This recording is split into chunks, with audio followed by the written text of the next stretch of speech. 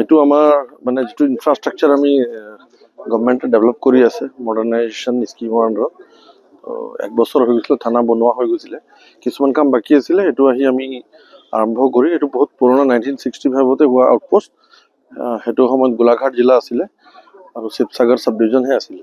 তাৰপিছত শিৱসাগৰো জিলা হ'ল, চৰাইদেউ হ'ল, চৰাইদেউৰ আণ্ডাৰত। গতিকেতো আমি থানালৈ কনভাৰ্ট কৰিবৰ কাৰণে আমাৰ যিখিনি পৰ্যায়ৰ অফিচিয়েল সেইখিনি আমি যোগাযোগ কৰিছোঁ। হয়তো 1 বছৰ 1.5 বছৰ ভিতৰত হ'ব।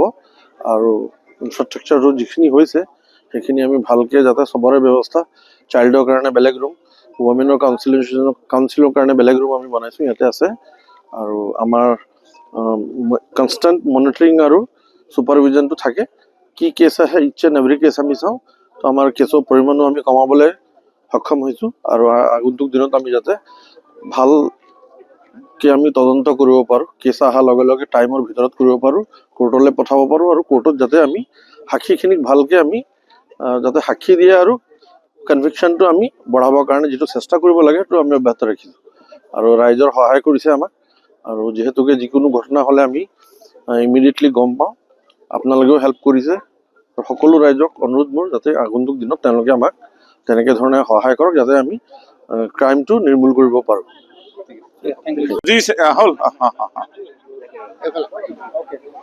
আজিৰ দিনটো চেপনৰ কাৰণে অতি আনন্দৰ দিন। আমি এটা মৈত্ৰী আঁচনিৰ জৰিয়তে চেপন আৰক্ষী চকীৰ এটি নতুন গৃহ উদ্বোধন কৰিছোঁ। প্ৰকৃততে এই গৃহটি উদ্বোধন কৰা আৰক্ষী সঞ্চালক প্ৰধান হৰমিত সিং ডাঙৰীয়াই দিছিল। তেখেতৰ মাননীয় মুখ্যমন্ত্ৰীৰ জৰুৰী বৈঠক থকাৰ কাৰণে তেখেতে গুচি গ'ল গুৱাহাটী। আমি SP DC, আমাৰ সোণাৰী MLA ধৰ্মেশ্বৰ কুমাৰ, আমাৰ MP তপন গগৈকে আদি কৰি আমি ৰাইজৰ উপস্থিতিত আজি আনুষ্ঠানিকভাৱে উদ্বোধন কৰিবলৈ পাই আনন্দিত হৈছোঁ। পুলিচ প্ৰশাসনে হৈছে সমাজক শান্তি দিয়া, সমাজখনক শৃংখলাবদ্ধতাৰে ৰক্ষা কৰা, দুখীয়া দৰিদ্ৰ মানুহক ন্যায় দিয়া, এই গোটেই কামখিনি আজি পুলিচ প্ৰশাসন যথেষ্ট জনগণক সকাহ দিয়া ক্ষেত্ৰত ব্যস্ত হৈ পৰিছে। আৰু নতুন আইন নীতি হৈছে, নতুন পুলিচ প্ৰশাসনৰ আইন কানুন সলনি হৈছে, DNS হৈছে। আগৰ দৰে যেনেকৈ পুলিচ প্ৰশাসনে নিজে ইচ্ছা কৰি কাকো কোনো এৰেষ্ট কৰা, কোনো ধৰণৰ মাৰপিট কৰা কাম কৰিব নোৱাৰে, কাৰণ যিহেতু তেওঁলোকৰ তথ্য ভিত্তিত প্ৰমাণ নোহোৱাকৈ আজিকালি কোনোৱে এইবিলাক গ্ৰেপ্তাৰ কৰিব নোৱাৰে। গতিকে দুখীয়া জনত যথেষ্ট এইবিলাক মাননীয় মুখ্যমন্ত্ৰীৰ নেতৃত্বত হোৱা এখন চৰকাৰ পৰিৱৰ্তন আহিছে পুলিচ প্ৰশাসনৰ।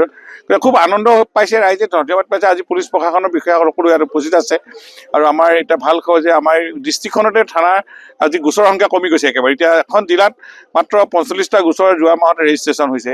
গতিকে এইটোৱে মানে ধৰি লওক, মই ভাবিছোঁ যে আমাৰ কাৰণটো এইটো হৈছে যে এই অপৰাধ কমিছে আৰু মানুহবিলাক সংস্কাৰিত হৈছে, আৰু ইয়াতে চুৰ ডকাইত হওক বা অন্যান্য ক্ষেত্ৰত মানে যথেষ্টখিনি কমিছে। গতিকে পুলিচ প্ৰশাসনৰ SP আমাৰ প্ৰাণেশ সিং ডাঙৰীয়াৰ তৎপৰতাত আমাৰ আইন শৃংখলাও ৰক্ষা হৈছে, আৰু কোনো ধৰণৰ ড্ৰাগছ বা ইলিগেল কাম কৰিব পৰা নাই।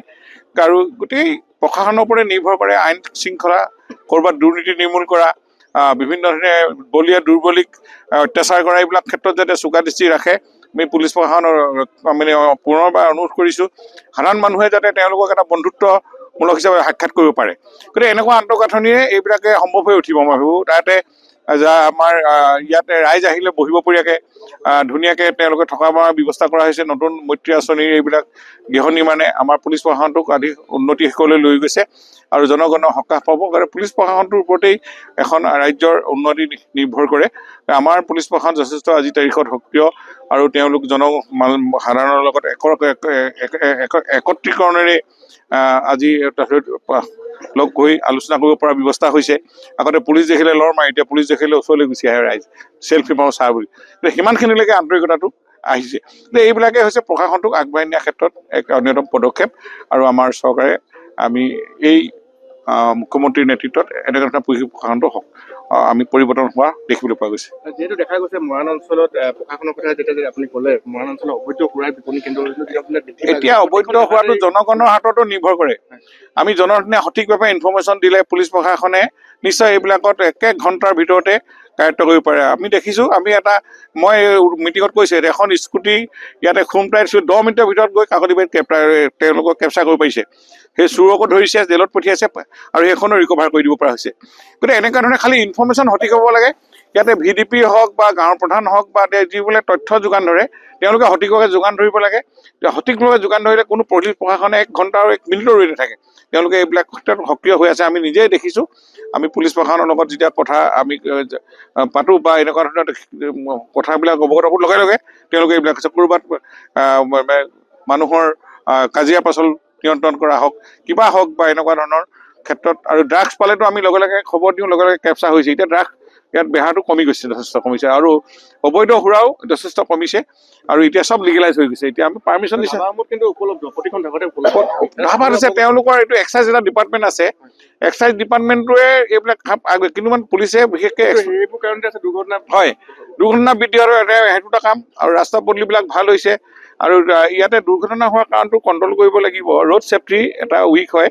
আমাৰ ট্ৰান্সপৰ্ট ডিপাৰ্টমেণ্ট, আমাৰ excise department, PWD department, police প্ৰশাসন চব লগ লাগি এটা ছেফটি হিচাপে যদি মিটিং এটা আছে, ৰোড ছেফটি মিটিং কমিটি এখন আছে, এইখনে সক্ৰিয় হ'লে আমি এইটো এক্সিডেণ্টটো ৰোধ কৰিব লাগে। আমাৰ কথা হ'ল স্পীড কমাব লাগিব, ড্ৰাংক এণ্ড ড্ৰাইভাৰ, মদ খোৱা ড্ৰাইভাৰক ৰেষ্ট কৰিব লাগে।